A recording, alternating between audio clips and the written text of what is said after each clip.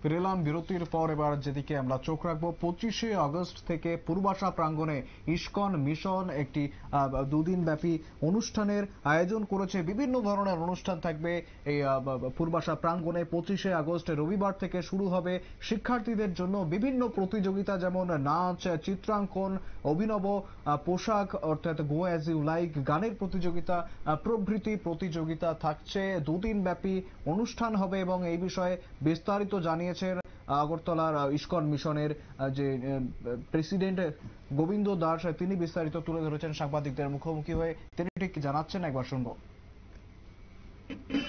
সেই উৎসব উপলক্ষে আগামী রবিবার সোমবার 2 দিন ব্যাপী আমাদের প্রায় 2000 বাচ্চাদেরকে নিয়ে আমরা একটা কম্পিটিশন করছি, স্কুল কম্পিটিশন, যেখানে ফ্যান্সি ড্রেস থাকবে, শ্লোক কম্পিটিশন থাকবে, শ্লোক লেখা থাকবে, কুইজ কম্পিটিশন থাকবে এবং অন্যান্য চিত্র আঁকা, ফটো আঁকা কম্পিটিশন থাকছে।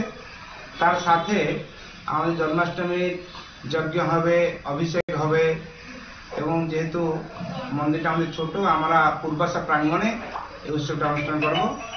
কিন্তু এবার এই বৃষ্টির জন্য, বন্যার জন্য সারা ত্রিপুরাতে যে অবস্থা, তাই আমরা সিদ্ধান্ত করেছি পুরো ত্রিপুরা ব্যাপী আমাদের আগরতলা, ধর্মনগর, বাইকোড়া, কমলপুর, পালাতনা, আমাদের সাবরুম, কাঞ্চনপুর, আমবাসা, সব জায়গায় মিলে আমরা টোটাল পুরো ত্রিপুরা জুড়ে প্রায় 10 লাখ দোনাতে করে প্রসাদ আমরা বিতরণ করার জন্য এটা সিদ্ধান্ত নিয়েছি।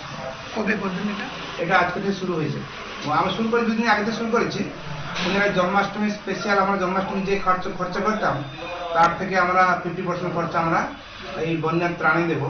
কারণ এখন ত্রিপুরার যে অবস্থা, চারিদিকে হাহাকার চলছে, সবাই রিফিউজ ক্যাম্প বসে আছে, আর আমার বিরাট করে উৎসব করবো সেটা ঠিক গ্রহণযোগ্যতা হচ্ছে না। তাই আমরা চিন্তা করছি আমরা অন্তপক্ষে এই বছরের জন্য আমরা প্রোগ্রামটাকে একটু ছোট করে আমরা যেটা মিনিমাম না হয় অতটুকু করবো। কিন্তু বেশিরভাগ জায়গায় আমাদের ভক্তদের বলা হয়েছে সব জায়গায় যেরকম ত্রাণ শিবিরে সবাই প্রসাদ অন্তর বিতরণ করে, অ্যাটলিস্ট লোকে যেরকম জুমটা কিছু খেতে পায়, তাই বিভিন্ন জায়গায় চিড়া, মুড়ি, খিচুড়ি বানিয়ে পাঠানো হচ্ছে। আর অন্যান্য ব্যবস্থা করছি, খাবার, জলের বোতল বিভিন্ন জায়গায় আমরা বিতরণ করছি এবং কন্টিনিউ চলছে। পরশুদিন হয়েছে, কালকে হয়েছে, আজকে হবে, আগামীকাল হবে। যতক্ষণ ধরে এই পরিস্থিতি থাকবে ত্রিপুরাতে ততক্ষণ আমরা চালিয়ে যাবো। এটা আমাদের এই বছরের একটা। একেবারে শুনলেন ঠিক কি জানাচ্ছেন তিনি।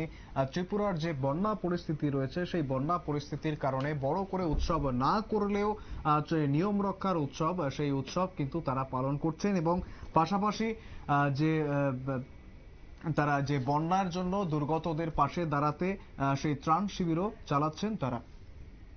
ফিরে আসছে একটি বিরতির পর, সঙ্গে থাকুন।